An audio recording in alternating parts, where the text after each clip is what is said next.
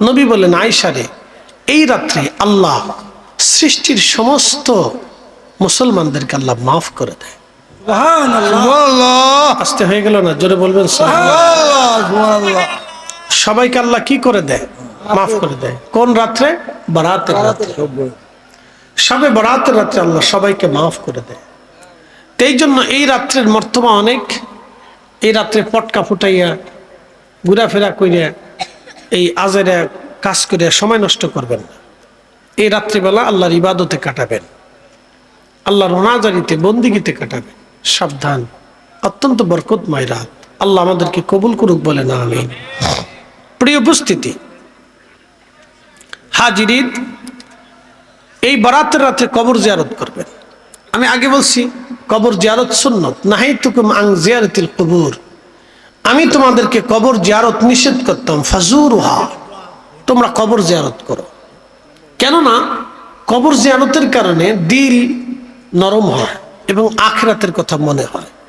এই জন্য বেশি বেশি কবর জিয়ারত করবেন, কবরের পাশে দাঁড়াবেন, দোয়া করবেন। প্রিয় ভাই আমার, আমরা ফিরে যাব কার কাছে? আল্লাহর কাছে। ওয়া ইন্না ইলাইহি রাজিউন। আমি আসছি ঢাকার থেকে, আমি আবার ঢাকা ফিরে চলে যাব। আমরা অনেক সময় বলি, আপনি যদি হবিগঞ্জ শায়েস্তাগঞ্জ থেকে সুদূর সিলেটে যান, তো সিলেট গেলে বলে, কেউ যদি জিজ্ঞেস করে কই যাবেন, বলে আমি বাসায় ফিরে যাব। তা আপনি বাসায় ফিরে আসেন, পাখি তার বাসায় ফিরে আসে, প্রত্যেক বস্তু তার মূলে ফিরে আসে। তো আমরাও কিন্তু একদিন ফিরে যাব। ওয়া ইন্না ইলাইহি রাজিউন। আমরা আল্লাহর কাছে ছিলাম, আবার আল্লাহর কাছেই চলে যাব। কথা ঠিক আছে না ভাই? আমরা ফিরে যাব কার কাছে? আল্লাহর কাছে। তো আল্লাহর কাছে যাওয়ার সময় কি নিয়ে যাব? দুইটা জিনিস নিতে হবে। এক নম্বরে ইমান, আকাইদে আহলে সুন্নাত ওয়াল জামাত।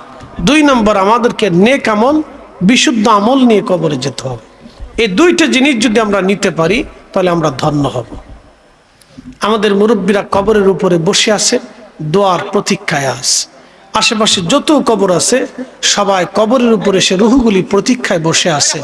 হয়তো আমার আওলাদ আমার জন্য এখন দোয়া করবে। আমরা একসাথে 3 বার সূরা ইখলাস পড়ব। আল ইখলাসু সুলুসুল কোরআন। সূরা ইখলাস হচ্ছে কোরআনের 3 ভাগের 1 ভাগ।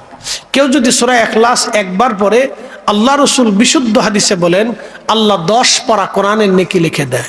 কেউ যদি সূরা ইখলাস 3 বার পড়ে, তাহলে আল্লাহ 1 খতম কোরআনের নেকি লিখে দেয়। বলেন সুবহানাল্লাহ।